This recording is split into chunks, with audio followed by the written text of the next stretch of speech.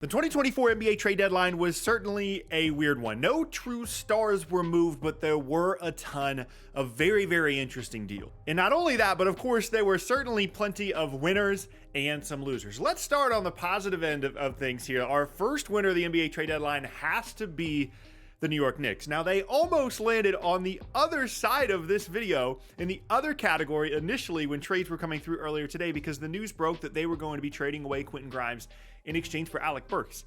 And that's all the information that we got. That was literally it. And then we later found out that actually Bojan Bogdanovic was also in the trade as well, which is, a pretty big detail. That is a massive addition for New York. I'm sure they would have liked to keep Quentin Grimes, but being able to get Burks is fine, but Bogdanovic is the true prize here. Someone that provides them lineup versatility, a little bit of creation on the ball, certainly a great off-ball spacer as well. And not a fantastic defender, but someone that at least competes and is going to fit in perfectly there in Detroit. They needed someone that was a little bit of a connector there on the perimeter. They needed a little bit more spacing. And when you add in what they did, of course, with the OG Anunoby trade, who's hurt right now, but has been fantastic in his first couple of weeks with the Knicks, obviously you combine that together, they're huge winners. But even just today, what they did bringing in Bogdanovic was absolutely a win and arguably the best move that anybody made today. Now, where there are winners, of course, there are losers. And on the other end of the spectrum here is the Dallas Mavericks.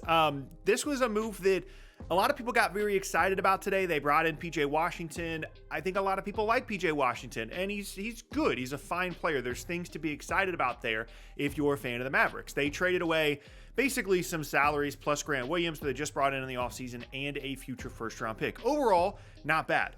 Here's my issue, though. PJ Washington offensively is 100% an upgrade from Grant Williams. He's a much better spacer. He's a more dynamic offensive player, and generally speaking, is going to have a lot of offensive opportunities in advantageous situations alongside Luka and alongside Kyrie. Here's my problem, okay? Luka at his position is one of the worst defenders in the entire league. Kyrie at his position is one of the worst defenders in the entire league. And PJ Washington at his position is one of the worst defenders in the entire league. And theoretically, if you are trading a first round pick plus some stuff in exchange for a guy in PJ Washington, you would like for him to start and certainly finish games.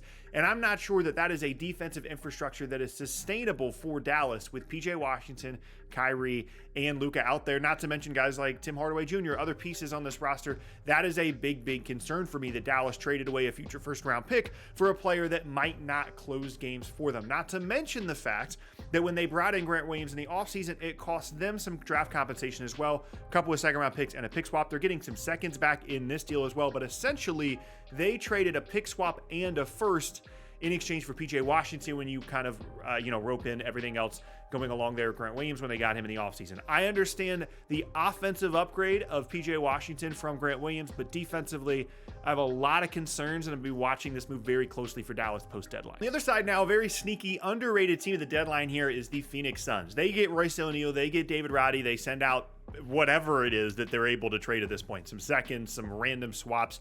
Phoenix gets very creative in terms of the assets that they have available. And not only were they able to bring these two guys in, but they also have opened up some roster spots to potentially be involved in the buyout market. And Royce O'Neal more so than Roddy, but Roddy's at least a little bit interesting. Royce O'Neal is perfect for what they need. He can hit spot up threes. He's a decent defender, provides them size because a lot of their spot up shooter role player guys were small, Eric Gordon, Grayson Allen, or they weren't spot up shooter guys. They could only guard. So having someone that can do both and has size is perfect for Phoenix.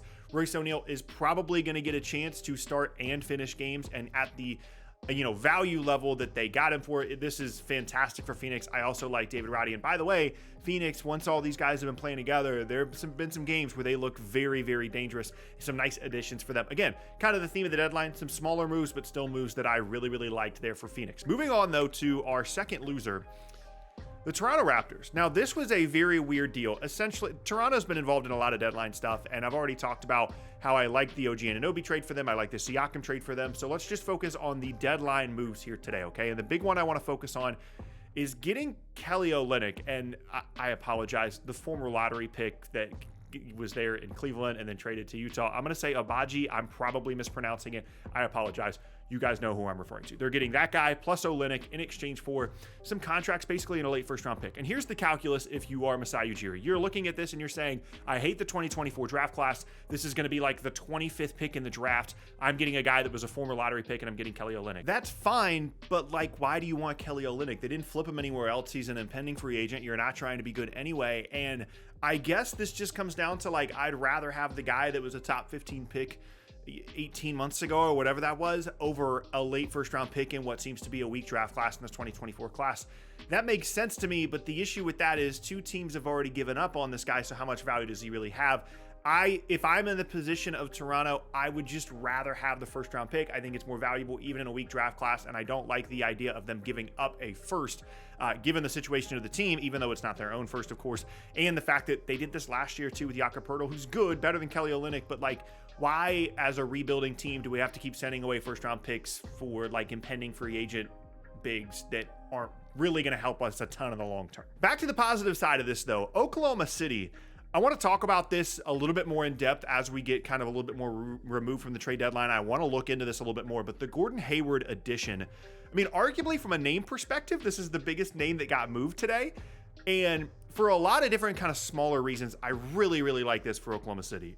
One, it does suck that they got rid of Trey Mann. I do think that there's talent there, but as we're going to talk about with Charlotte here in a little bit, I think that's a really good opportunity for him. And also getting rid of the Davis Bertans contract. He has 1 year left on his deal after this year.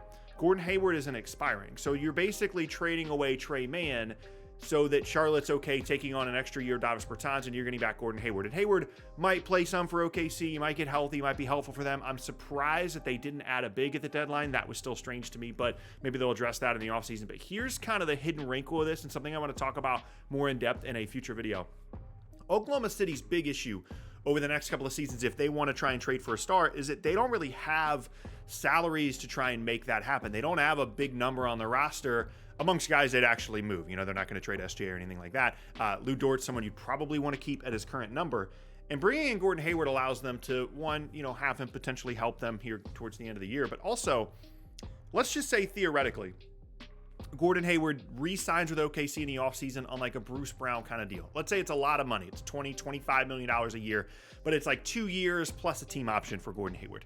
That's perfect for them. He can help them, sure, probably, but that also gives them a salary structure piece to potentially make the big move, whether it be at next year's deadline or beyond that.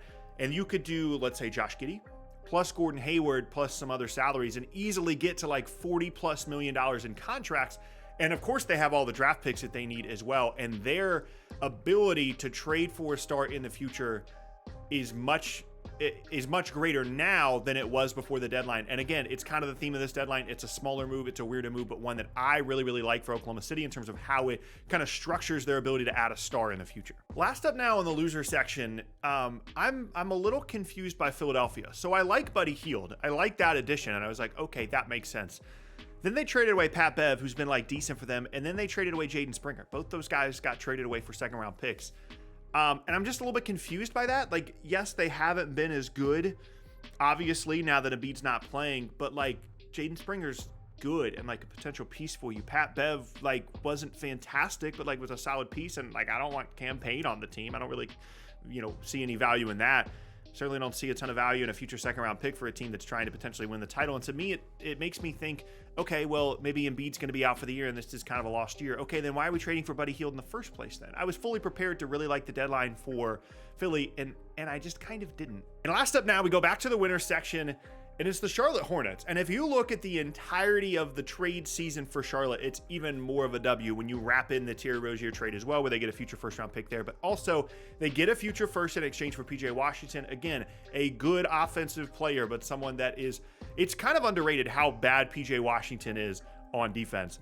So they get value there. Grant Williams can maybe be flipped for something else. They get out of the Gordon Hayward thing. Trey Mann, I think, is going to be good for them, especially in a guard rotation that currently features like Leaky Black and some other G League guys. Like LaMelo is out. Brandon Miller has looked awesome, but like Clearly they had some issues trying to get any kind of value out of Miles Bridges, but they were able to bring in guys that I think are going to help them, can be future pieces, and they get 2 first-round picks at the deadline in exchange for guys in Terry Rozier and PJ Washington. They're valuable, but maybe when you look at what some of these role player guys went for around the league today, you could say, man, they got really, really good value in exchange for those guys. So I like what Charlotte did as well. And I understand, I'm going to make a video about this. I understand that this wasn't the most exciting deadline of all time. We didn't have all these star trades, but you have to think about, we had the James Harden trade in the fall. We had Siakam and OG Anunoby get traded within days of each other a couple of weeks ago. And there are still really interesting deals today. And I think that this is something that I don't know that we're going to see ever again, but this year, for a lot of different reasons that I'll cover in a different video, this year featured a lot of teams that kind of were struggling to find that one big move to make. And so ultimately we ended up with a lot of smaller moves. But at the end of the day, for someone like me that just loves trade season, loves constantly evaluating the roster construction of all these teams, this was still super, super fun.